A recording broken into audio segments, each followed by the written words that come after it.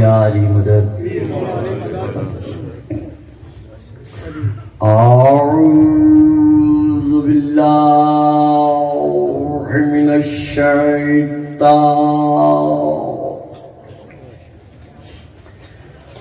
اللعین الرجیم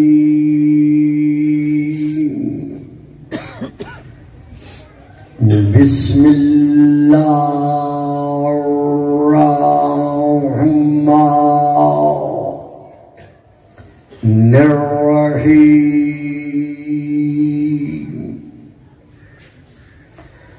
الحمد للہ الذی جعل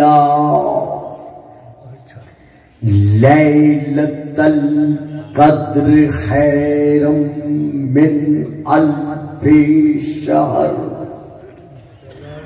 والشکر للہ الذی جعلنا من اہل لیلۃ القدر والصلاة والسلام علی معدن فیوضات لیلۃ القدر محمد المبعوث صلوات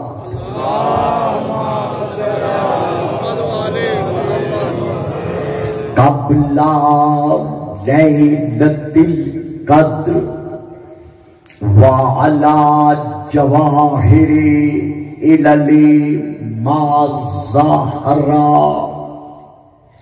فی لیلۃ القدر ثم الصلاة علی آلہ الذین هم محال کتاب اللہ المنزل فی لیلۃ القدر بل هم کتاب اللہ الناطق المنزل فی لیلۃ القدر وعلی شیعتہم الذین هم وعلی شیعتہم الذین هم علی الملائکۃ والقدر اما بعد فقد قال اللہ تبارک وتعالی الذی خالق لیلۃ القدر فی کتاب القدر واللہ علی کل شیء شہید صلوات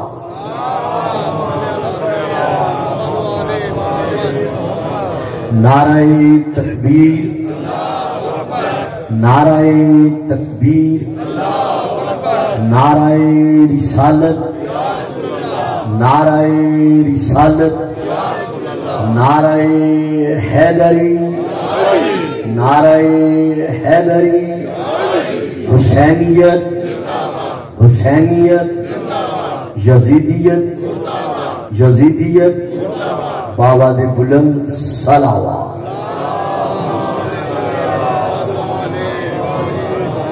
تمام تر موسمی تغیرات و تبلات کو بالائے طاق رکھتے ہوئے اجر رسالت کے سائے میں اجر رسالت ادا کرنے والے میرے معظم مکرم سامعین، میں نے اس وقت آپ کے سامنے سورہ البروج کی آیت نمبر 9 کی تلاوت کا شرف حاصل کیا ہے، جس میں اللہ نے رہتی دنیا تک کے لیے اولاد آدم پر، فرزندان آدم پر اس حقیقت کو ظاہر فرمایا ہے، واللہ علی کل شیء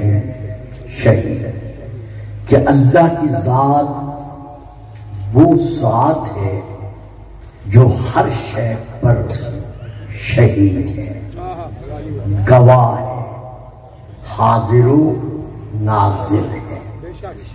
یہ حقیقت آپ تمام تر صاحبان علم جانتے ہیں کہ ما سوی اللہ، اللہ کے علاوہ بجز خدا جو کچھ عوالم کائنات میں ہے، خواہ وہ 12,000 عوالم ہے، خواہ وہ با اختلاف روایات 18,000 عوالم ہے، خواہ تحقیق علماء کے پیش نظر وہ 80,000 عوالم ہے۔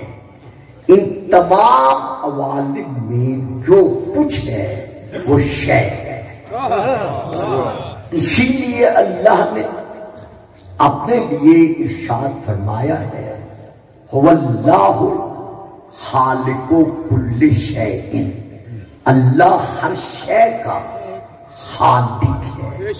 تو جو ہر شے کا خالق ہے وہی ارشاد فرما رہا ہے کہ اے اولاد آدم، اپنے صفحات ذہن پر یہ نقش کر لو کہ واللہ علی کل شیء شہید، کہ تم جہاں ہو، جس حالت میں ہو، جو کچھ عمل بجا لا رہے ہو، اللہ تمہارے اعمال پر گواہ ہے۔ اب اسی کے ساتھ ساتھ میں ایک اور آیت پڑھ رہا ہوں جو اسی موضوع کی مناسبت سے ہے۔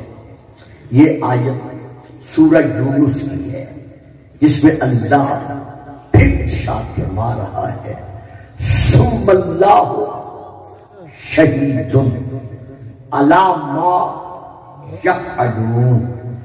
اے فرزندان آدم، اے اولاد آدم، تم مشرق و مغرب میں، جنوب و شمال میں، بحر و بر میں، جہاں بھی رہتے ہوئے تم میں سے کوئی بھی عمل بجا لاتا ہے، اللہ اس کے ہر فعل پر، اس کے ہر عمل پر، اس کی تمام حرکات و سکنات پر گواہ ہے۔ یعنی اللہ دیکھ رہا ہے۔ اب اسی ضمن میں پھر ایک اور آیت پڑھ رہا ہوں، ارشاد خداوندی ہے جو اب آیت پڑھ رہا ہوں، یہ سورہ نمبر 3 کی ہے، جس میں اللہ زبان بے زبانی سے ارشاد فرما رہا ہے واللہ شہید علی ما کنتم تعلمون۔ تم جو بھی عمل بجا لاتے ہو، اللہ تمہارے ہر عمل پر عینی گواہ ہے۔ حتیٰ کہ سورہ مجادلہ میں اللہ ارشاد فرما رہا ہے کہ اگر کہیں تم 4 بیٹھ کر کوئی عمل بجا لاتے ہو تو یہ مت سوچو کہ ہم 4 کو دیکھنے والا اور کوئی نہیں ہے، تم 4 میں 5واں اللہ ہے۔ اور اگر تم کہیں 5 بیٹھ کر، کم یا زیادہ بیٹھ کر اعمال بجا لا رہے ہو، وَهُوَ السَّادِسُهُمْ، تو ان میں دیکھنے والا چھٹا اللہ موجود ہے۔ میں کہنا یہ چاہتا ہوں ان آیات کے ذریعہ سے کہ کبھی بھی حضرت انسان کو عمل بجا لاتے وقت مرد و زن میں سے یہ تصور نہیں کرنا چاہیے کہ میرے عمل کو میرے علاوہ یا جن کو میں نے اجازت دی ہوئی ہے یا جو میرے قرب میں ہے ان کے علاوہ دیکھنے والا کوئی نہیں ہے۔ نہیں، وہ بصیر ہر حالت میں دیکھ رہا ہے۔ حتیٰ کہ حضرت علی علیہ السلام کا ایک خطبہ ہے اور اس خطبے میں آپ ارشاد فرماتے ہیں اے اندھیری راتوں میں سیاہ رنگ کے پتھر پر سیاہ رنگ کی کیڑی کے چلنے کی رفتار کو دیکھنے والے.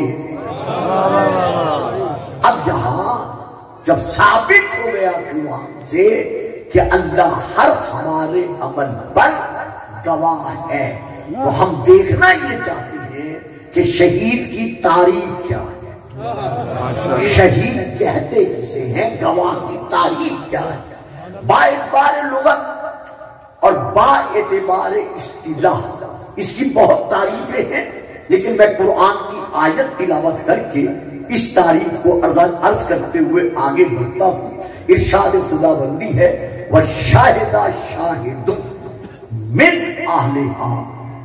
جب عزیز مصر نے زلیخا اور حضرت یوسف علیہ السلام کو اچانک دروازے پر اس حالت میں دیکھا جس کا کبھی اس نے تصور بھی نہیں کیا تھا، ادھر اس کے ذہن میں کچھ توہماتی خیالات آئے اور ادھر جناب یوسف چونکہ معصوم تھے پکار کر کہا کہ میری عصمت پر شک نہ کرنا، تیرے گھر میں میری عصمت کا گواہ موجود ہے.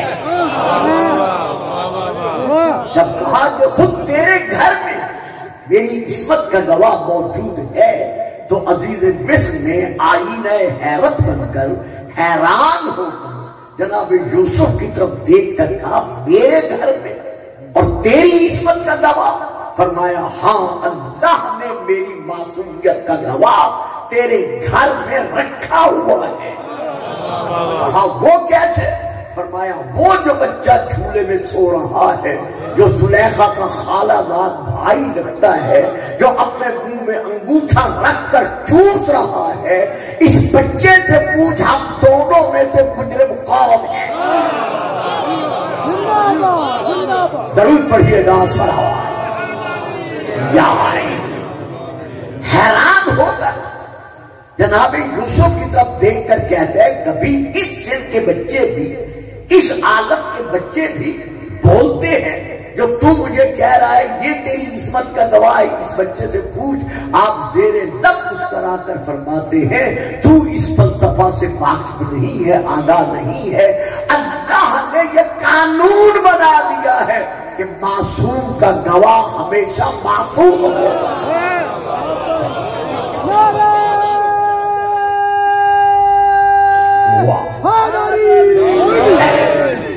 تو اب جناب یوسف نے جب اشارہ کیا تو قرآن پکار کر کہہ رہے ہیں وَشَاهِدَ شَاهِدٌ مِّنْ أَهْلِهَا إِنْ كَانَ قَمِيصُهُ قُدَّ مِنْ قُبُلٍ فَصَدَقَتْ وَهُوَ مِنَ الْكَاذِبِينَ. کہ اے عزیز مصر یوسف کا کرتا دیکھو، اگر سامنے سے پھٹا ہوا ہے، آگے سے پھٹا ہوا ہے، پھر زلیخا سچی ہے اور یوسف جھوٹ سے کام لے رہا ہے. وَإِنْ كَانَ قَمِيصُهُ قُدَّ مِنْ دُبُرٍ فَكَذَبَتْ وَهُوَ مِنَ الصَّادِقِينَ. اور اگر اس کا کرتا پیچھے سے پھٹا ہوا ہے تو پھر یقین کر لو کہ یوسف سچا ہے اور یہ کاذبہ ہے. تو حضور آپ نے دیکھا کہ ہمیشہ معصوم کا گواہ، یہ اللہ نے ایک قانون بنا دیا ہے کہ معصوم کا گواہ ہمیشہ معصوم بنتا ہے. جناب یوسف معصوم، گواہ معصوم بنا. بی بی مریم معصومہ. جب قوم نے اعتراض کرتے ہوئے کہا کہ نہ تیرے باپ کے کردار میں شک نہ تھا اور نہ تیری ماں کے کردار میں فرق تھا، یہ بغیر شوہر کے بچہ تو کہاں سے لے آئی ہے، تو فوراً خود ملا فاشارت الیہ، یہ جو 3 دن کا بچہ تیری گودی میں ہے یا جھولے میں ہے اس کی طرف اشارہ کر تاکہ واضح ہو جائے کہ معصوموں کے گواہ معصوم ہوا کرتے ہیں. تو اب بی بی نے جب بچے کی طرف اشارہ کیا، جناب عیسیٰ کی طرف اشارہ کیا، تو تمام علماء یہود نے پکار کر کہا کہ کبھی بچے بھی اس سن میں بولتے ہیں جو تو ہم سے کہہ رہی ہے کہ ہم اس سے پوچھیں. بس ان کا اتنا کہنا تھا کہ جناب عیسیٰ نے بچپن کے اسی عالم میں 3 دن کے عیسیٰ میں مشیت الہی کے سائے میں حضرت عیسیٰ نے پکار کر کہا کہ اے قوم یہود، خبردار میری ماں کی عصمت پہ شک نہ کرنا، وہ کسی معمولی بچے کی ماں نہیں. انی عبد اللہ آتانی الکتاب وجعلنی نبیا وأوصاني بالصلاة والزكاة ما دمت حيا وبرا بوالدتي ولم يجعلني جبارا شقيا کہ میں اللہ کا بندہ ہوں، صاحب الکتاب، اور خدا نے مجھے نبی بنا کے بھیجا۔ کب ان نصارہ نے، یہود نے، نصارہ نہیں، یہود کے علماء نے کب کہا تھا کہ یہ اللہ کا بندہ نہیں ہے؟ سبحان اللہ۔ کب کہا تھا کہ یہ حامل الکتاب نہیں ہے؟ کب کہا تھا کہ یہ نبی نہیں ہے؟ انہوں نے تو اس بچے پر کوئی اعتراض ہی نہیں کیا۔ جو انہوں نے اعتراض کیا عزیزان محترم، برادران مکرم، بزرگان دین، کیا تو بی بی مریم پر۔ جناب عیسیٰ کو گواہی دینی چاہیے تھی، ماں کی گواہی ہے عصمت۔ کہتے کیا ہے؟ انی عبداللہ۔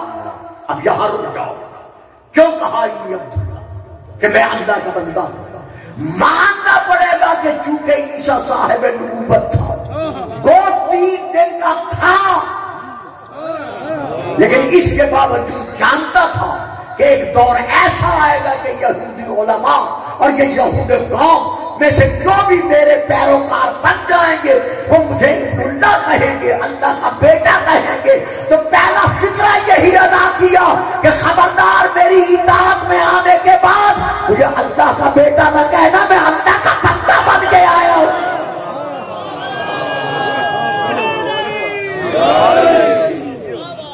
انی عبداللہ، میں اللہ کا بندہ ہوں۔ اب یہاں میں ایک بات کہنا چاہتا ہوں، وہ ایک ہی فکرے میں ادا کر کے آگے بڑھوں گا کہ جو عیسیٰ 3 دن کا ہے وہ یہ کہہ رہا ہے کہ میں اللہ کا بندہ ہوں، وہ تو علم غیب رکھتا ہے کہ یہ کل مجھے ابن اللہ کہیں گے، اور جو محمد نبیوں کا نبی ہے۔ اس کے بعد کیا کہا؟ انی عبداللہ وآتانی الکتاب، میں صاحب کتاب۔ دکھائیں کہاں ہے کتاب؟ دنیا بھر کے علماء اہل سنت و شیعہ یا کسی اور مسلک کے علماء ہمیں کسی تفسیر میں انجیل میں کہیں دکھا دیں کہ جناب عیسیٰ کے پاس انجیل تھی؟ کہاں تھی؟ ہاتھوں پر تھی؟ نہیں تھی۔ عیسیٰ کی گود میں تھی؟ نہیں تھی۔ بی بی مریم کے پاس تھی؟ نہیں تھی۔ جب ہے ہی نہیں تو پھر کیوں کہہ رہا ہے میں صاحب کتاب ہوں؟ یعنی انی عبداللہ وآتانی الکتاب جب ہے ہی نہیں تو پھر کیوں کہہ رہا ہے کہ میں صاحب کتاب ہوں؟ تو شیعہ اور سنی دونوں علماء نے اس کی تفسیر میں یہی لکھا ہے کہ حضرت عیسیٰ اپنے سینے میں علم کتاب لے کر آئے تھے، تو جو عیسیٰ محمد کا امتی ہے جب اس کے سینے میں علم کتاب ہے تو پھر بتاؤ آپریشن کس نے کیا؟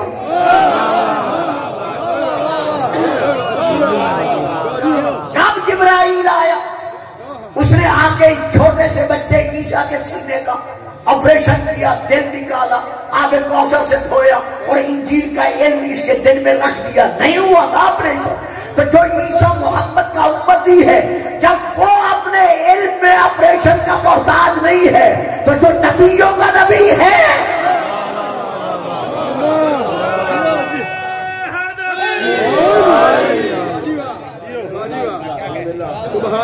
درود پڑھ دیں گے آپ صاحبان؟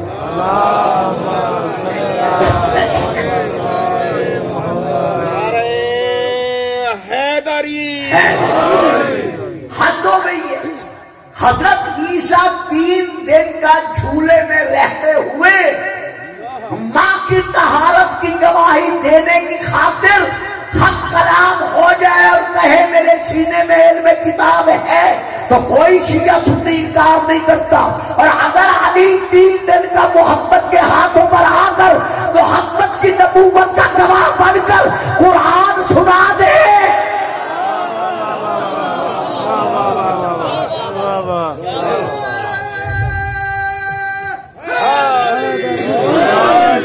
آج کہا جاتا ہے کہ یہ کیسے ہو سکتا ہے؟ وہاں میں مریم معصومہ تھی، ان کا گواہ عیسیٰ جیسا معصوم بنا۔ تو میں پلٹتا ہوں اپنی تقریر کی طرف، اپنے موضوع کی طرف، لیکن ایک فکرہ دینے کے بعد، اور وہ یہ ہے کہ جب اصول خدا بندی یہی ہے کہ معصوم کا گواہ ہمیشہ معصوم بنتا ہے، تو آج یہ کہنا کہ رسول 40 سال کے بعد نبی بنا، ذرا توجہ میری طرف رکھیے گا۔ بے شک سردی ہے، میں آپ سے نعرے کے لیے نہیں کہوں گا، داد کے لیے نہیں کہوں گا، صرف تسلسل جاری رکھوں گا۔ بھائی جناب عیسیٰ کا گواہ ہے عصمت مادر بننا، حضرت یوسف کا اپنی عصمت کا گواہ بننا، یہ دلیل ہے کہ معصوم کا گواہ ہمیشہ معصوم ہوتا ہے۔ تو ہمارے رسول کے متعلق یہ کہنا کہ آپ 40 سال کے بعد نبی بنے، نہیں، نبی تھے لیکن چپ اس لیے رہے کہ گواہ کا اتباع تھا۔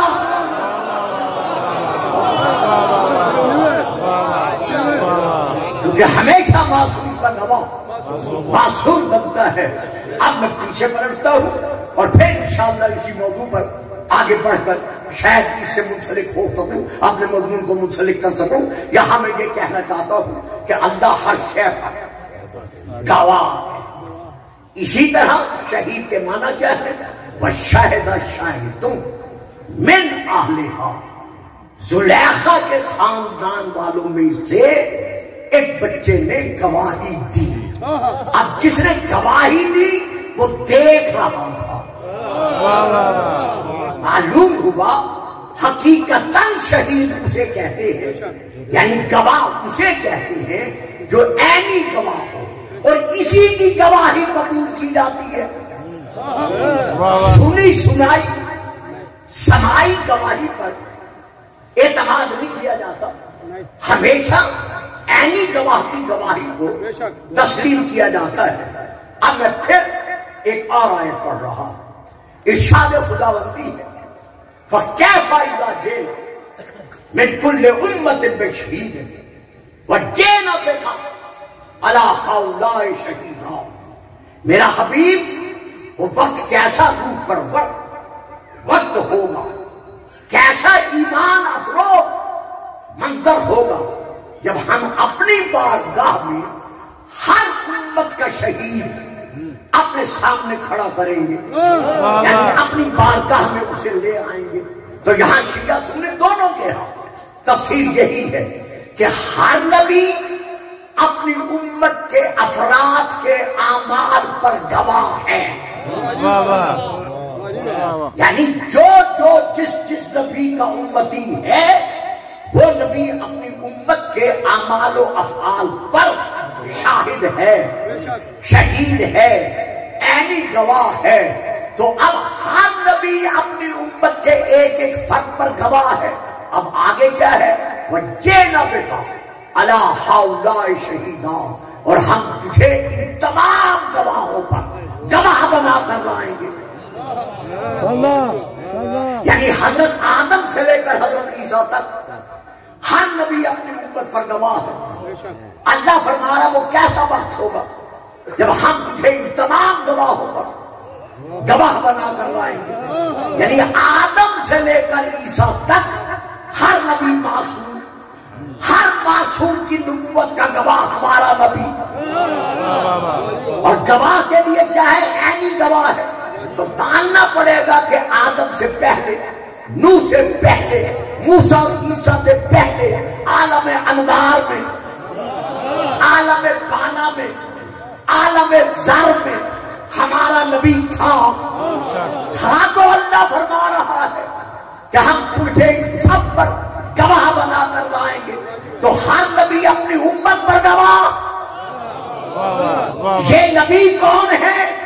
یکون للعالمین نذیرا، ہم نے تجھے عالمین کا نبی بنا کے بھیجا۔ جب عالمین کا نبی ہے تو آدم سے لے کر عیسیٰ تک ہر نبی کیا بنا؟ اس کا امتی۔ اور یہی آیت میثاق بتا رہی ہے وَإِذْ أَخَذَ اللَّهُ مِيثَاقَ النَّبِيِّينَ لَمَا آتَيْتُكُم مِّن كِتَابٍ وَحِكْمَةٍ ثُمَّ جَاءَكُمْ رَسُولٌ مُّصَدِّقٌ لِّمَا مَعَكُمْ لَتُؤْمِنُنَّ بِهِ وَلَتَنصُرُنَّهُ قال اقررتم واخذتم على ذلكم اسری قالوا اقررنا قال فاشهدوا وانا معكم من الشاهدين فمن تولى بعد ذلك فاولئك هم الفاسقين. جب تمام نبیوں نے عالم بالا میں عالم انوار میں ہمارے نبی کی نبوت کا اقرار کیا تو پھر ماننا پڑے گا کہ ہر نبی ہمارے نبی کا امتی ہے. جب امتی ہے تو پھر ہمارا نبی ہر نبی کی نبوت پر شاہد ہے، شہید ہے، گواہ ہے. یہاں تک میں آپ کو لے آیا.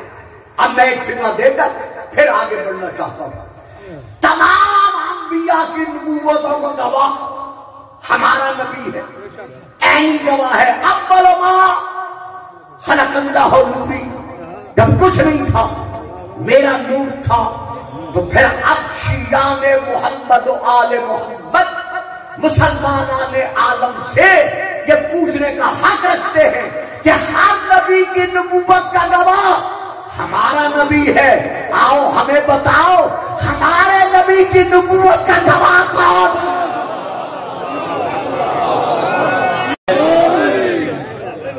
سبحان اللہ.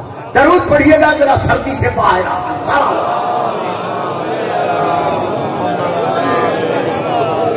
جب قرآن سے یہ واضح ہے، یہ ثابت ہے کہ ہر نبی کی نبوت کا گواہ ہمارا نبی ہے، تو اب آئیے ہمیں بتائیے کہ خود ہمارے نبی کی نبوت کا گواہ کون ہے. اب اس کون ہے کا جواب ہمیں لینا پڑے گا قرآن سے. لیجئے پھر ہم رجوع کرتے ہیں قرآن کی طرف. یقول الذین کفروا لست مرسلا. میرا حبیب یہ کافر کہتے ہیں کہ تو اللہ کا رسول نہیں ہے. آیت سے واضح ہو گیا کہ کوئی مسلمان کسی مسلمان کو کافر نہیں کہہ سکتا، کیونکہ کافر ہیں وہی جو محمد کو رسول نہیں مانتے.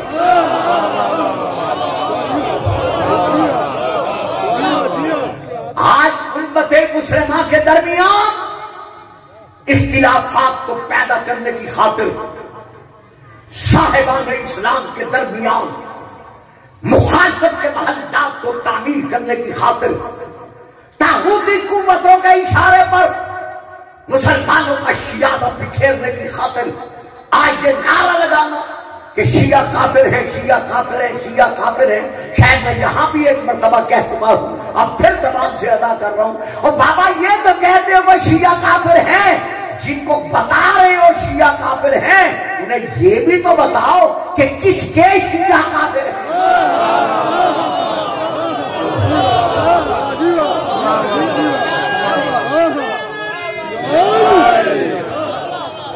بڑی مہربانی. جب آپ یہ نعرہ لگاتے ہیں کہ کافر کافر شیعہ کافر، تو ہم آپ کے متعلق کچھ نہیں کہتے ہیں. ہم آپ سے صرف اتنا سوال کرتے ہیں کہ ان غریبوں کو، مسکینوں کو یہ بھی تو بتاؤ کہ کس کے شیعہ کافر ہیں. کیا ترمذی شریف میں یہ حدیث نہیں ہے؟ کیا سنن نسائی میں یہ حدیث نہیں ہے؟ کیا السمائق المحرقہ میں یہ حدیث نہیں ہے؟ کیا جناب المودت میں یہ حدیث نہیں ہے؟ کیا مودت القربہ میں یہ حدیث نہیں ہے؟ کیا ارجح المطالب میں یہ حدیث نہیں ہے؟ کیا آپ کی کتب میں یہ حدیث نہیں ہے کہ رسول پاک نے ارشاد فرمایا صحابہ کے مجمع میں بیٹھ کر کہ یا علیو انت وشیعتک لہم الفائزون یوم القیامہ، کہ اے علی میں محمد گواہی دیتا ہوں کہ قیامت کے دن اگر کوئی کامیاب ہوگا تو وہ تو اور تیرے شیعہ.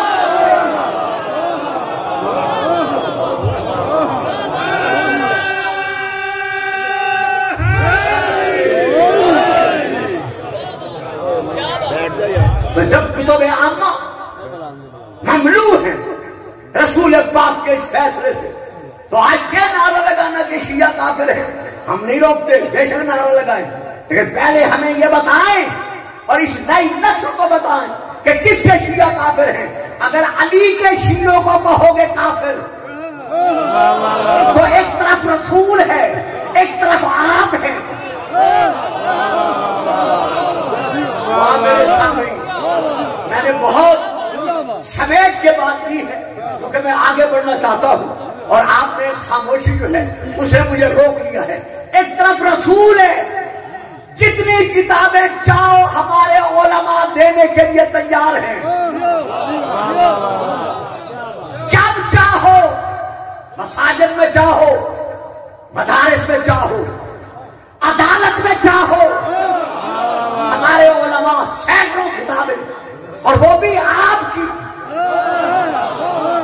اپنے مسجد کی نہیں، پیش کرنے کے لیے آمادہ ہے کہ رسول کی یہ حدیث ہے کہ یا علیو انت و شیعتک لہم الفائزون. جو ایک حوالہ میں اور بھی دے دوں، کتاب کا نام آل رسول، اردو میں حضرت علامہ سید خضر حسین چشتی کی، اردو بازار لاہور کی، جلد نمبر 2، اس میں یہ چھپا ہوا ہے کہ رسول نے علی کے شیعوں کو جو جنتی کہا ہے وہ شیعہ ہم ہیں. جب آپ بھی شیعہ ہیں، ہم بھی شیعہ ہیں، تو لڑائی کس سے ہے؟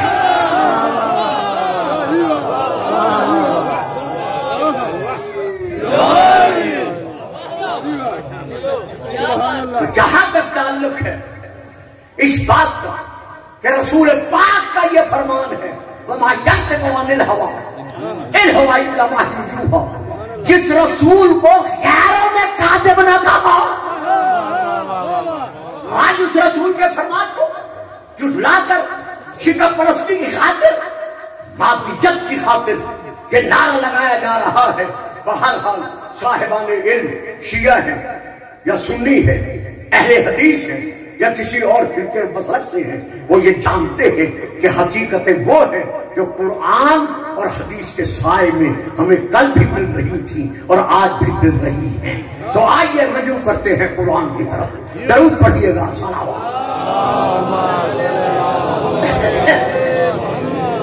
یقول الذین کفروا لست مرسلا.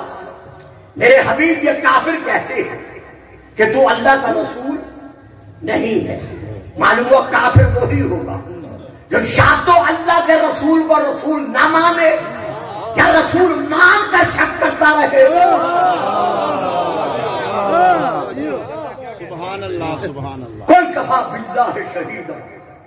ان سے کہہ دے کہ میری نبوت اور رسالت کا ایک گواہ اللہ ہے. اب اللہ تو سامنے آتا نہیں، اسی لیے اللہ نے دوسرے گواہ کا ذکر کر دیا. وَمَنْ عِنْدَهُ علم الکتاب. اور میری نبوت اور رسالت کا دوسرا گواہ اللہ نے جو بنایا ہے وہ ہے جس کے سینے میں الکتاب کا علم ہے. دوستو، بھائیوں، بھائی ملک نذر عباس صاحب کا یہ اصرار ہوتا ہے، خلوص ہے، پیار ہے کہ مولا کا معمولی سا بندہ سمجھ کر مجھے یہ سعادت دیتے ہیں کہ سال کے بعد میں آپ مومنین کے چہروں کی زیارت سے اپنی عبادت میں اضافہ کر لیتا ہوں. لیکن کچھ باتیں ایسی ہیں جنہیں بیان کرنا چاہتا ہوں، لیکن مجمع کی خاموشی پر پھر انہیں ایک پہلو میں رکھ دیتا ہوں. یہاں میں یہ کہنا چاہتا ہوں، یہاں کتاب نہیں ہے. وَمَنْ عِنْدَهُ علم الکتاب. کتاب پر الف لام ہے، اور ہمارے ہاں الف لام کی کئی قسمیں ہیں عربی اعتبار سے. یہاں کتاب پر جو الف لام ہے اس کے لیے تمام شیعہ علماء نے جو تفسیر لکھی ہے وہ یہ ہے کہ یہ الف لام تعریف کا نہیں ہے، یعنی یہ کتاب کو معرفہ نہیں بنا رہا، مخصوص کتاب کا علم نہیں، بلکہ الکتاب جنسی ہے. یعنی جتنی کتابیں اللہ نے آسمان سے نازل کی ہیں اس گواہ کے سینے میں تمام کتابوں کا علم ہے. اور اس کے ساتھ ساتھ جتنے صحیفے اللہ نے نازل کیے ہیں اس گواہ کے سینے میں تمام کتابوں اور تمام صحیفوں کا علم موجود ہے. اب ہمیں دیکھنا پڑے گا کہ وہ گواہ کون ہے کہ جس کے انتظار میں رسول کو 40 سال تک تبلیغ کرنے کی اجازت نہیں ملی. تو یہ نشانی آپ نے سن لی کہ وہ گواہ عالم الکتاب ہے. تو اب یہ عالم الکتاب کون ہے؟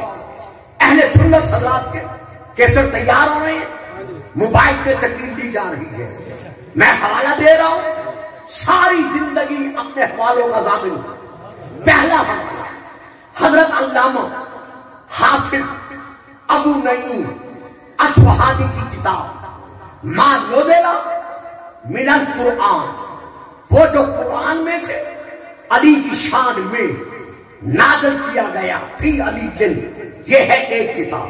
یعنی وہ آیات جو قرآن میں علی کی شان میں نازل ہوئی، یہ ہے ایک کتاب. اسی طرح حضرت علامہ حافظ ابو بکر شیرازی کی کتاب نزول القرآن فی علی جن، علی کے حق میں قرآن میں جو آیات نازل ہوئی ہیں وہ کون کون سی ہیں؟ دو. نمبر 3 حضرت علامہ محمد بن یوسف گنجی شافعی کی کتاب کفایت الطالب. نمبر 4 حضرت علامہ شیخ جناب صاحب جناب المبدت کتاب.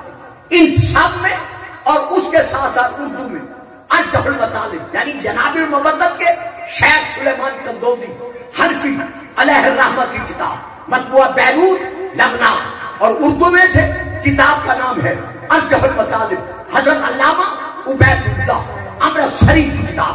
ان سب میں یہ درج ہے کہ حضرت عبداللہ بن عباس سے پوچھا گیا کہ وہ عالم الکتاب کون ہے، جسے اللہ نے معمولی بات نہیں ہے. میرے عزیزوں، میرے بیٹوں، میرے بچوں، یہ میرا 5-7 منٹ میں پڑھ دینا اور آپ کا سن کے چلے جانا یہ کوئی معمولی بات نہیں ہے. اندازہ لگاؤ، آدم کو اگر اپنی نبوت کا گواہ پیش کرنا پڑے تو وہ ہمارے نبی کا نام لے گا. حضرت نوح کو، حضرت ابراہیم کو، حضرت اسماعیل کو، حضرت موسیٰ اور عیسیٰ کو 1,26,000 نبیوں کو اگر اپنی نبوت کا گواہ پیش کرنا پڑے تو وہ ہمارے نبی کو پیش کرے گا. کتنا مقام عظمت ہے ہمارے نبی کا. اور جب ہمارے نبی کو اپنی نبوت کا گواہ پیش کرنا پڑے تو وہ کسے پیش کرے گا؟ اس عالم الکتاب کو. کہ عالم الکتاب سے مراد عبداللہ بن سلام ہے. سارے چپ کر کے جڑے جانتے سو بول دے، باقی تو چپ کر جاتے. اچھی گل سی، حضور آپ کو تو بولنا چاہیے تھا. کہتے ہیں جی عبداللہ بن سلام یہودی ہے جو مدینے میں رسول کے آنے کے بعد جس نے کلمہ پڑھ لیا تھا، وہ عالم الکتاب ہے. یار حد ہو گئی، آیت نازل ہو رہی ہے مکے میں، وہ بیٹھا ہوا ہے مدینے میں.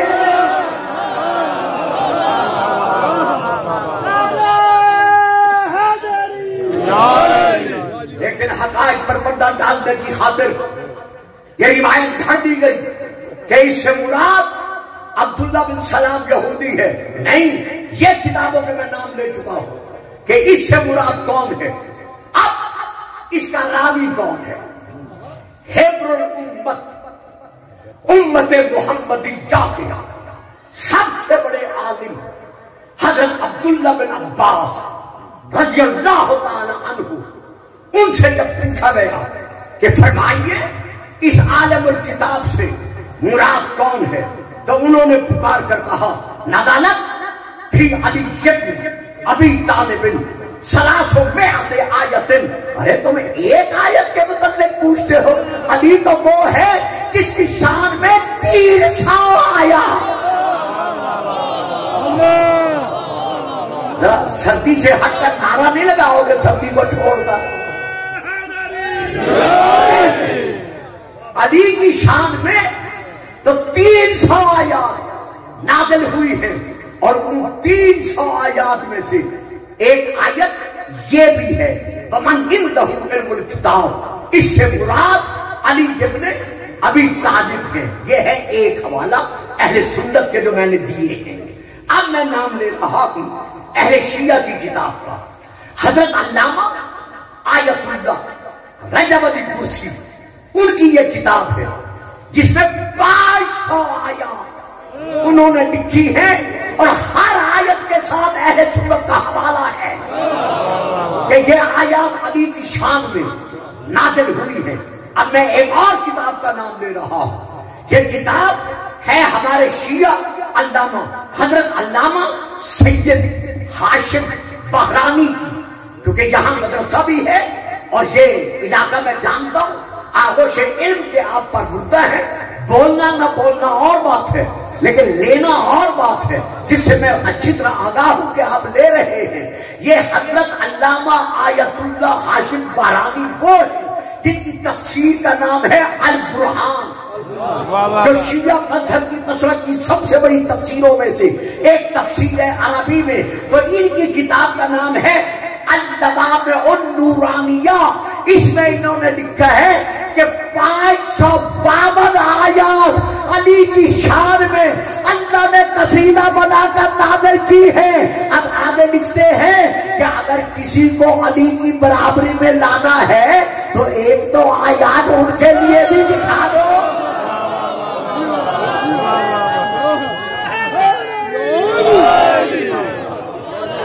سبحان اللہ. کتاب تیرے دل کی کہانی کا نام ہے.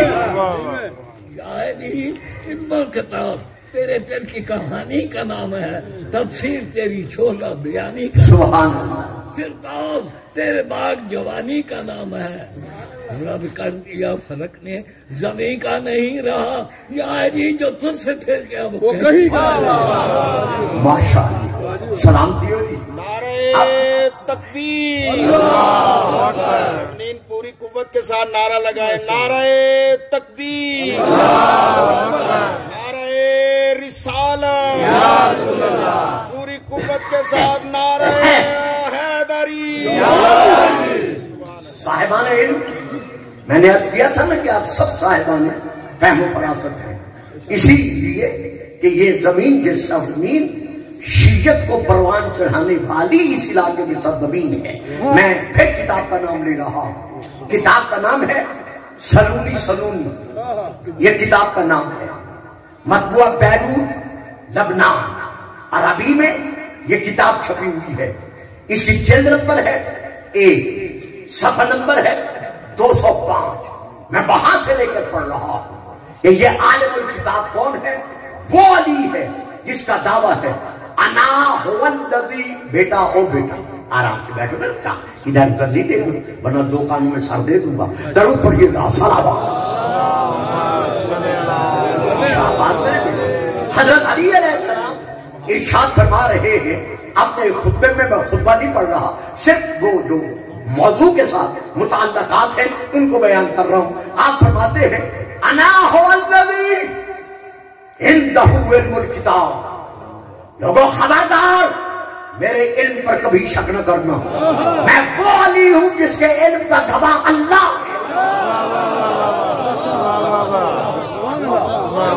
انا هو الذی، وہ میں ہوں جو صاحب علم الکتاب ہوں. یہ وہ علی ہے جس کا دعویٰ ہے ان بین جنبی اللہ اکبر علوما کالبحار والزواخر. ان بین جنبی علوما کالبحار والزواخر. لوگوں، مجھے علی کے دونوں پہلوؤں کے درمیان گوشت نہیں ہے، خون نہیں ہے، آنتڑیاں نہیں ہیں، رگیں نہیں ہیں، بلکہ میرے دونوں پہلوؤں کے درمیان علم کے تھاٹے مارتے ہوئے سمندر ہے.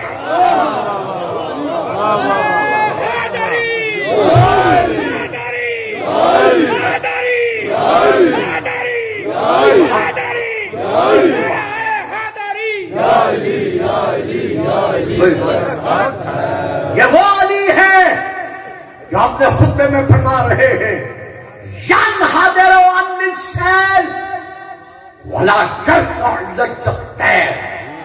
میرے علم کا سمندر اتنا بلند ہے کہ کسی کے عقل کا پرندہ پرواز کرنے والا کبھی اس کی بلندی تک پہنچ نہیں سکتا. یہ میرا مقام علم ہے. اس کے بعد علی کا ایک خطبہ ہے اور یہ خطبہ آخری فکرہ اس کا دے رہا ہوں.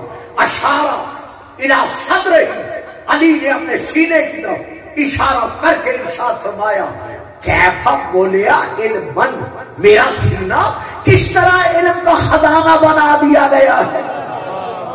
کاش کوئی مجھ سے یہ علم لینے والا ہوتا.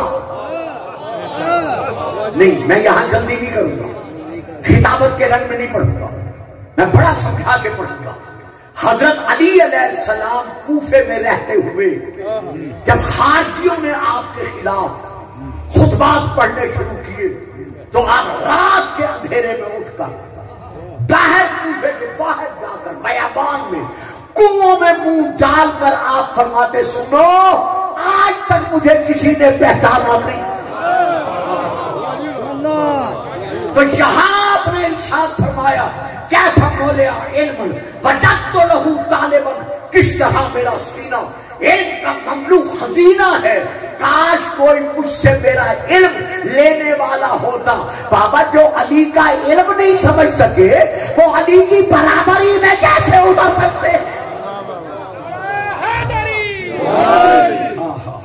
نظم جہاں کو حق نے سوارا تیرے لیے، نظم جہاں کو حق نے سوارا تیرے لیے، اترا ہے آسمان سے ستارہ تیرے لیے، بنیا ہے میرے آقا کعبہ تیرے لیے. اس باب نے ہے مجھ کو تذبذب کے کیا کہوں، بندہ کسی کا اور کسی کا خدا. سبحان اللہ. اسی کتاب سلونی کی جلد نمبر 1 صفحہ نمبر 205. یہاں مدارس کا ماحول ہے، میں اسی لیے حوالہ دے رہا ہوں اور ساتھ لایا ہوں. میری تقریر کا یہ حوالہ جات دیکھنے کے بعد، سننے کے بعد ہو سکے تو اس امانت کو اوروں تک پہنچا دیجیے گا.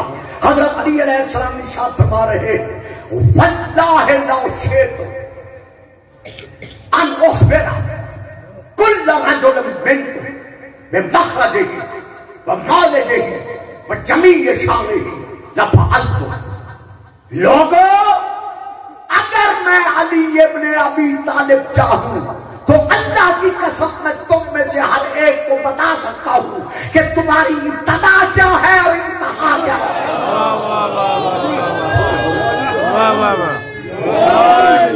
کل ایمان ناٹک قرآن دامت بلند کر کے نعرہ حیدری. اگر میں علی ابن ابی طالب چاہوں تو میں تم میں سے ہر ایک کو بتا سکتا ہوں کہ تم میں سے ہر ایک کا آغاز کیا ہے اور انجام کیا ہے، ابتدا کیا ہے اور انتہا کیا ہے. اور اس کے بعد فرماتے ہیں میں تمہیں یہ بتا سکتا ہوں بے بخرا گئی وہ مال گئی، کہاں سے تمہارا خروج ہے اور کہاں تمہارا دخول ہے. اس کے بعد پھر آپ ارشاد فرماتے ہیں صرف اتنا نہیں، وہ جمیع شان، جتنی تمہاری زندگی کی ماں کی آغوش سے لے کر قبر کی آغوش تک کے حالات ہیں، میں ابھی وہ بتانے پہ قادر ہوں. زندہ باد زندہ باد زندہ باد. کئی لوگ گھبرا جاتے ہیں، میری زندگی ہے گزر گئی ہے کتابت میں، مجالس پڑھتے پڑھتے آپ کے سامنے، آپ میں موجود ہوں، آپ کے سامنے، نگاہ کے سامنے بڑے لوگ گھبرا جاتے، چہروں کے رنگ اڑ جاتے. یہ کیا علی نے کہہ دیا، کیا کہا بھی ہے یا نہیں کہا. اور بابا جان علی کو سمجھنا آپ کے اور میرے پاس کی بات نہیں. پڑھا نہج البلاغہ، نہج البلاغہ میں حضرت علی کا یہ خطبہ نہیں ہے لا یقاس بآل محمد من هذه الامة احد ولا يسب بهم من جرت نعمته عليه ابدا هم اساس الدین وإمات السکین الیہم یفعل الخالی وبهم جلحة التالی. کہ حضرت علی نہیں فرماتے کہ کائنات کے کسی انسان کو ہماری برابری میں لانا تو دور کی بات ہے، ہمارے قیاس میں بھی نہیں لایا جا سکتا.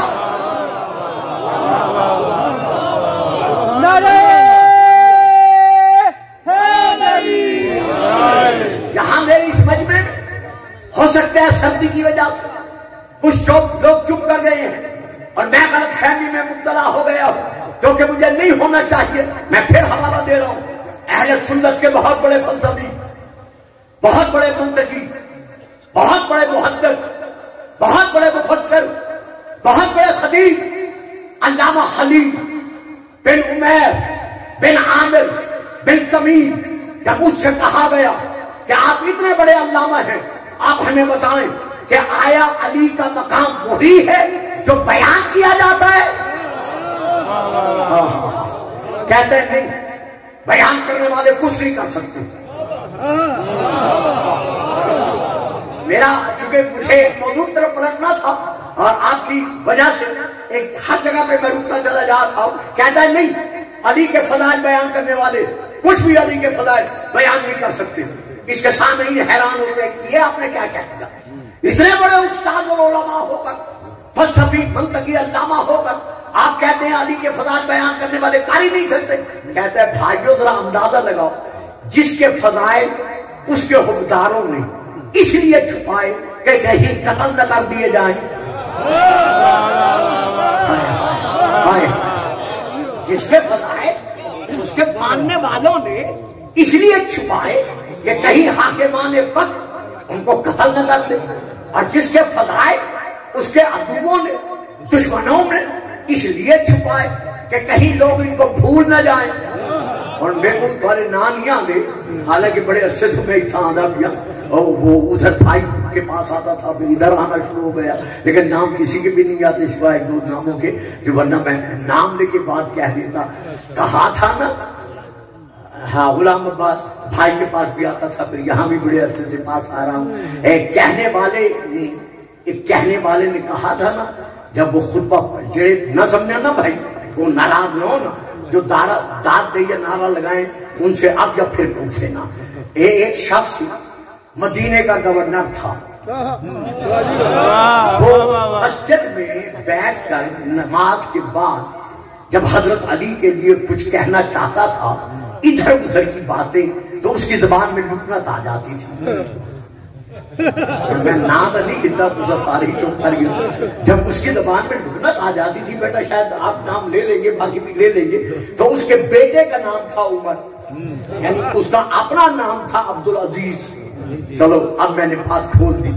بیٹے کا نام تھا عمر بن عبدالعزیز، جسے خلفائے راشدین میں شامل کیا گیا ہے.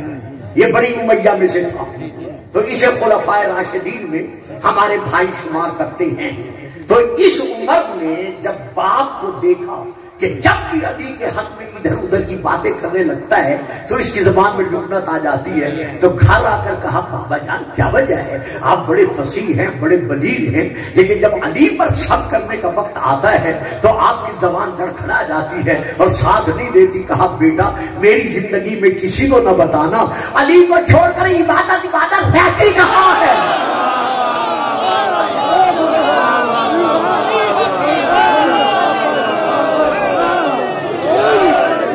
یہی وجہ ہے کہ اس عمر بن عبدالعزیز نے سب بن کر آیا تھا. آپ کو شاید یاد ہوگا، مولویوں سے ذاکروں سے سنا ہوگا کہ حضرت علی پر 90 سال برابر سب ہوتا رہا، پھر بات پہ بات آ جاتی ہے. ہوئے ہوئے اسی عمر بن عبدالعزیز نے حضرت علی پر سب کرنا بند کرایا تھا. جب سعد بن ابی وقاص صحابی سے بھرے دربار میں کہا گیا تھا، میں دربار کا نام نہیں لے رہا، نعرہ مارو نہ مارو، ساتھ لو نہ لو، میرا انداز خطابت اور ہے. جب بھرے دربار میں سعد بن ابی وقاص صحابی سے کہا گیا کہ علی پر سب کرو، اسے کام نہیں کرتا. نیام سے تلوار نکالی، سامنے تلوار رکھی، یہاں سعد بن ابی وقاص نے کہا سعد دیکھو یہ سامنے تلوار ہے، یا سب کرو یا یہ تلوار اٹھتی ہے. جب کہا یا سب کرو یا یہ تلوار اٹھتی ہے، فوراً سعد بن ابی وقاص نے اپنی کمر کو سیدھا کیا. یہ اہل سنت کی کتب سے پڑھ رہا ہوں، اپنی کتاب کا نام بھی چلو لے لوں، کنز الایمان، اہل سنت کی بہت بڑی کتاب. سعد بن ابی وقاص نے یوں اپنی کمر کو سیدھا کیا، سیدھا کر کے یوں دیکھا، صاحب منبر کی طرف دیکھ کر کہتا ہے لو وضع البنشار علی مفرقی، اگر میرے پیشانی اور اوپر سر کے حصے کے درمیان تو آری رکھ دے اور آری رکھ کے چلا دے اور چلا کر مجھے 2 حصوں میں تقسیم کر دے، میں پھر بھی علی پہ صبر نہیں کروں گا.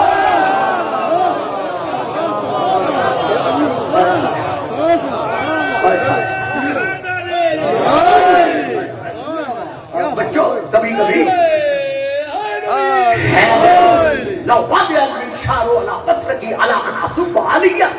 اگر میرے سر اور میری پیشانی کے حصے پر तलवार आरी रख कर, तलवार भी नहीं, मेरे सामने तू सारी को चला दे, मुझे 2 हिस्सों में तकसीम कर दे, मैं फिर भी अली पर सब नहीं करूंगा। कहता है क्यों, वजह क्या है? ये कहता है जो अली के हक में रसूल से मैंने सुना है वो तूने नहीं सुना। अब इसने कहा कि अच्छा बता तूने अली से क्या सुना है? कहते हैं हाँ सुन, पहला मकाम जो अली का मैंने रसूल से सुना है वो ये है कि आपने इरशाद फरमाया, या अली जो अंत मिन्नी बिमंज़िलत हारून मिन मूसा, ऐ अली तुझको मुझसे वही मकाम हासिल है जो हारून को मूसा से हासिल था। तो जिस तरह हारून मूसा का वजीर अल्लाह ने बनाया था, मानना पड़ेगा कि अली मोहम्मद का वजीर अल्लाह ने बनाया है। अगर अली को मैं बुरा भला कहूं तो मैं अल्लाह के अमल को कहां ले जाऊंगा? यह है पहली दलील, मैं सब नहीं करता। कहा अच्छा कोई और भी है? कहा हाँ, मैदान खंदक में, खैबर में रसूल ने फरमाया था,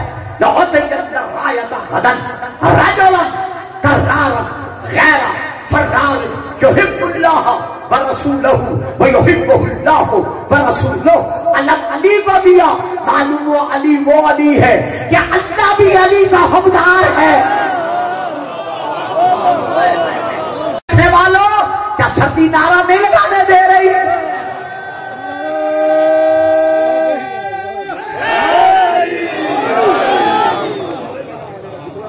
भाई मलिक नजर साहब कब आपके लाकर आएंगे? 5 बज गए हैं, जरूर पढ़िए 10 साल बाद। अल्लाह भी अली का हकदार है और रसूल भी अली का हकदार है। मैं अल्लाह और रसूल जिसके हकदार है उस पर सबके अदरा। और दलील सुनिएगा, कहता है बस, कहता है नहीं, एक तीसरी दलील भी है, और उस दलील के वक्त तू भी था, तेरा बाप भी था। जेड़े होनी ना पहुंचे ना, मैं अबू कोई फिक्र बना रहा, उस दलील में तेरा बाप भी था और तू भी था। खैबर में तू नहीं था, बाकी मकामात पर न तू था न तेरा बाप था, लेकिन इस मकाम पर तू भी था और तेरा बाप भी था। कहा वो कौन सा मकाम है? कहा गदीर का मैदान भूल गया है जब रसूल ने अली का बाजू बुलंद करके ऐलान किया था, यहन्नास मन कुंत माला हो फहारा।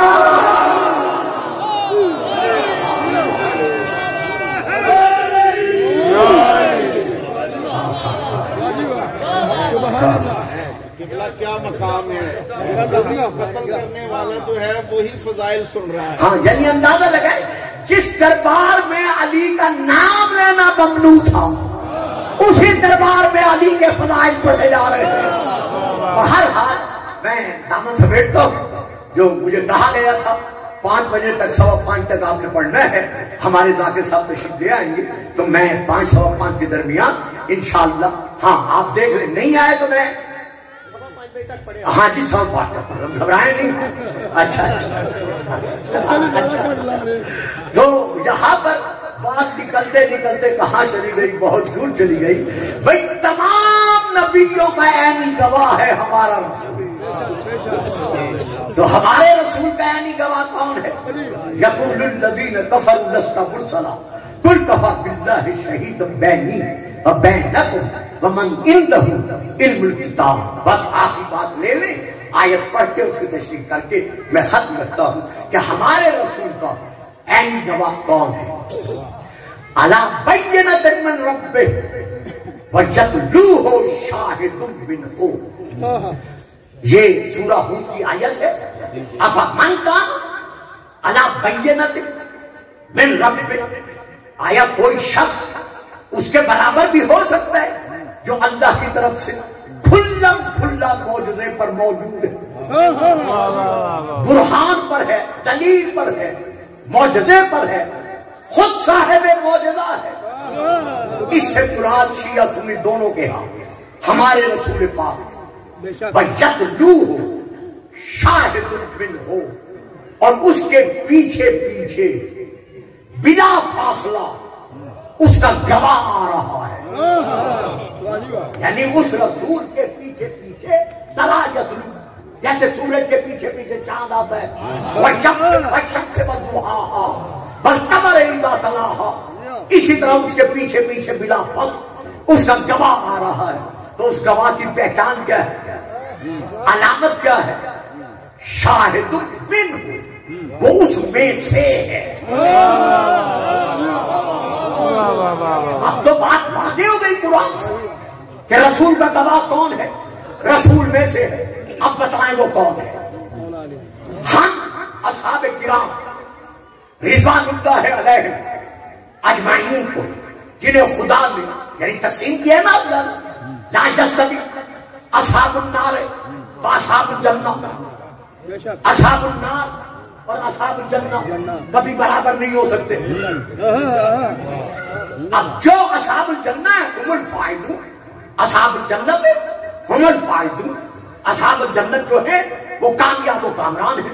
تو میں شیعہ خطیب ممبر پر بیٹھ کر، شیعہ مجمع میں بیٹھ کر یہ اعلان کر رہا ہوں کہ جو بھی رسول کے اصحاب الجنہ ہیں وہ ہماری آنکھوں کا نور ہے.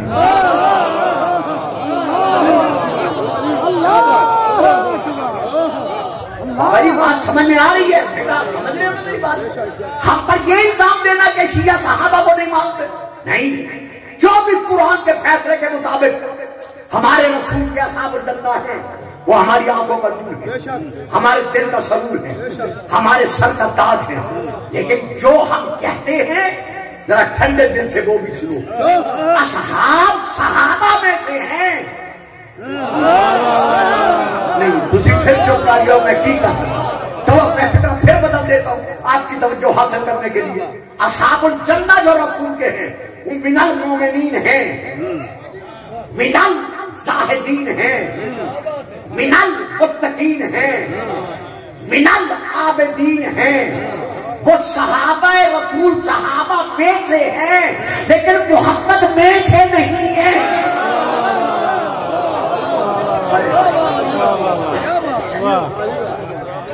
گواہ وہ ہے میں ہو جو رسول میں سے ہے. اب بتاؤ دکھاؤ ہمیں کہ وہ رسول میں سے کون ہے. آج تک کسی صحابی نے یہ دعویٰ کیا ہے کہ میں رسول میں سے ہوں؟ ساری چپ کر گئے. رسول نے کسی صحابی کے لیے کہا ہے کہ یہ مجھ میں سے ہے؟ در پہ رکنے والے اور ہیں، تطہیر کی چادر والے اور. اب یہ کون ہے کس کے لیے مکمل قرآن کہہ رہا ہے من ہو یہ رسول میں سے ہے؟ آئیں بتائیں، جواب دیں یہ رسول میں سے کون ہے. بس یہ آخری کلمات دے رہا ہوں، یہ کتاب کا نام لے رہا ہوں. کتاب کا نام ہے کنز الامام، اہل سنت کی بہت بڑی کتابوں میں سے یہ کتاب ہے جس سے لے کر میں پڑھ رہا ہوں. اس میں رسول پاک کی چند ایک حدیثیں ہیں.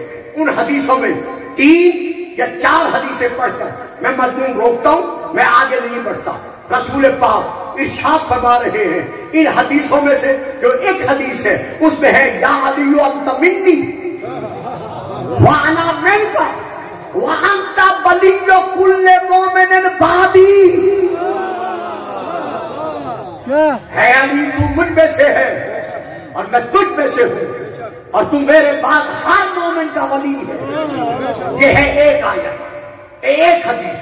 دوسری حدیث یا علی انت منی بمنزلۃ الراس من جسد، علی تجھ کو مجھ سے وہی مقام حاصل ہے جو سر کو جسم سے حاصل ہوتا ہے. جس طرح جسم سر کے بغیر نہیں پہچانا جاتا اسی طرح میری معرفت کے بغیر.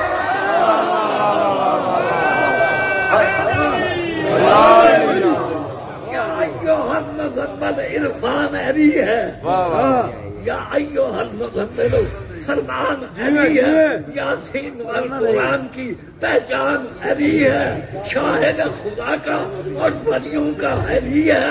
ہندو بھی کہہ رہے ہیں کہ بھگوان ماشاءاللہ نعرہ حیدر. تو یہ ہے وہ رسول میں سے، صرف علی رسول میں سے نہیں. فاطمہ تو بضعۃ منی، فاطمہ سے ہے، صرف فاطمہ رسول میں سے نہیں، الحسن والحسین منی وانا منہ، حسن اور حسین مجھ سے اور میں ان دونوں میں سے ہوں۔ یہ ہیں دلی والے، یہ ہیں رسول میں سے۔ اسی لیے رسول نے کہا جناب سیدہ فاطمہ کے حق میں، من آذاہا فقد آذانی ومن آذانی فقد اذلہ، جس نے فاطمہ کو اذیت دی اسے مجھے اذیت دی، اور جس نے مجھے اذیت دی اسے اللہ کو اذیت دی۔ آج آپ نہیں رو رہے، آج یہ میری مائیں بہنیں بہو بیٹیاں نہیں رو رہی، آج عالم شیعت کا ہر شیعہ نہیں رو رہا، بلکہ سیدہ کی شہادت پر خود رسول رو رہے ہیں۔ وہ بطول جس کی آمد پر رسولوں کا رسول مسجد چھوڑ کر کھڑے ہو جاتے تھے، اللہ جانے کتنے دن انتظار میں رہی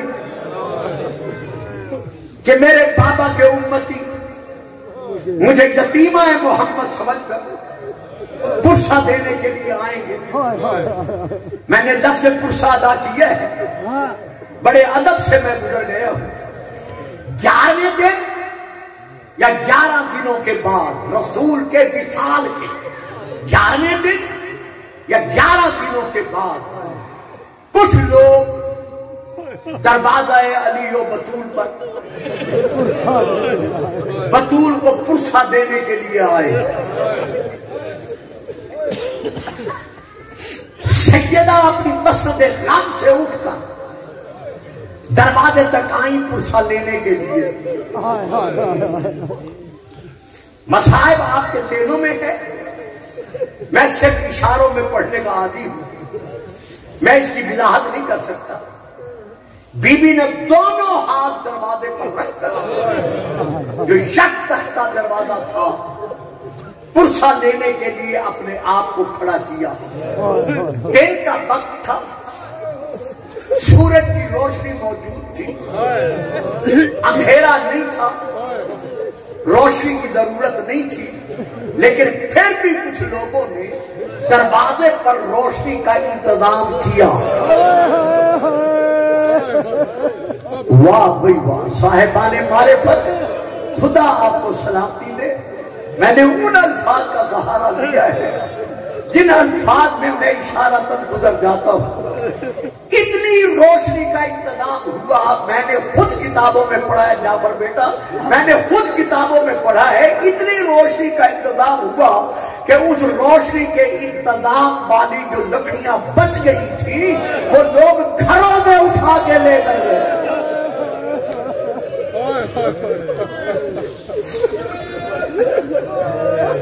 روشنی اتنی تیز تھی کہ دروازہ اس کی روشنی برداشت نہ کر سکتا۔ دروازہ گرا، کیسے گرا یہ داخلوں سے سنتے رہتے ہو، مولوی پڑھتے رہتے ہیں، میں نہیں پڑھ سکتا۔ صرف دروازہ گرتا تو شاید ہم نہ روتے، لیکن صرف دروازہ نہیں گرا بلکہ دروازے کے گرتے ہی فخرت مخشیۃ علی الارض بوجہہا، جس کے آنے پر رسول مسجد چھوڑ کر کھڑے ہو جاتے تھے وہ بطول منہ کے پھل۔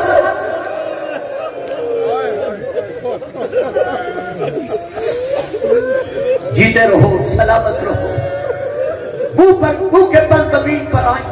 علی بڑے کہتے ہیں جناب فضہ بڑی، اسماء بنت امیس بڑی، شہزادیاں بڑی، حسین و حسن بڑے، ماں کو سنبھالا۔ جتنے دن پرسہ ملنے کے بعد زندہ رہی، ایک ہاتھ پہلو پہ رہا، اللہ جانے کیوں رہا۔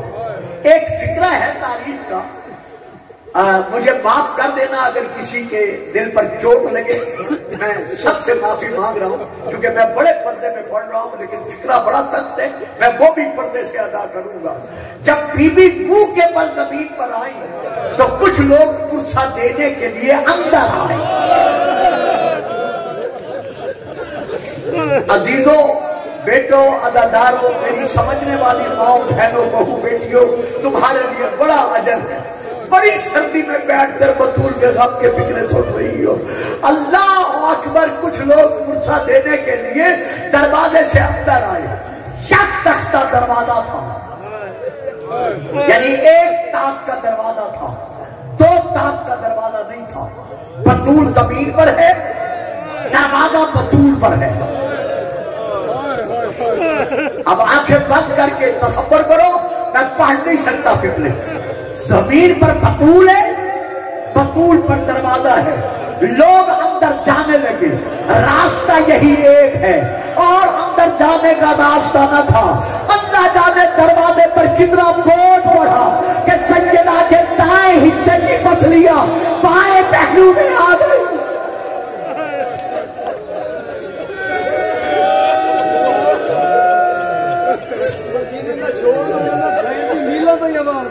سبحان اللہ.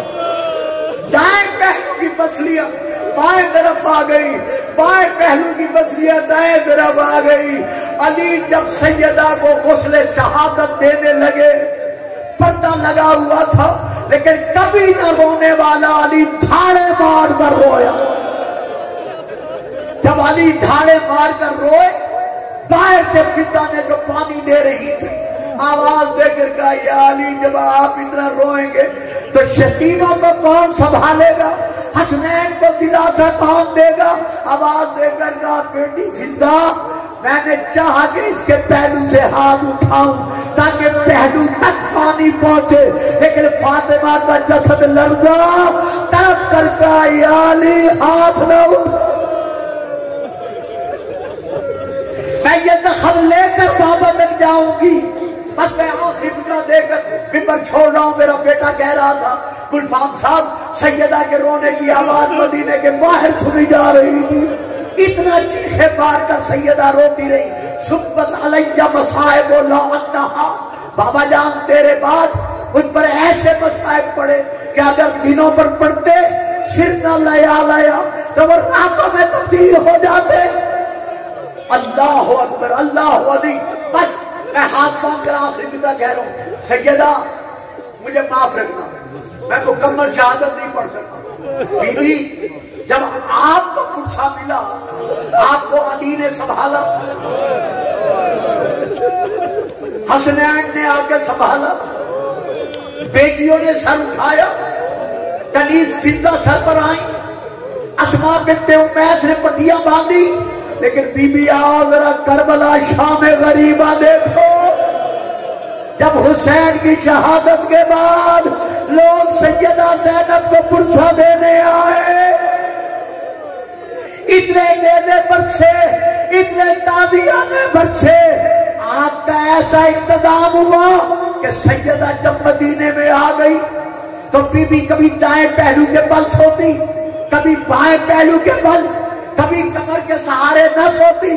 حضرت عبداللہ نے پوچھا, شہزادی یہ کیا وجہ ہے آپ کمر کے سہارے نہیں سوتی؟ تو بی بی کی دھاڑیں نکل گئی, رو کر کہا, میرے سرتاج شام غریبہ مجھے ایسا پرسہ ملا ہے کہ زینب کی پشت تازیانوں کے زخموں سے خالی نہیں رہی.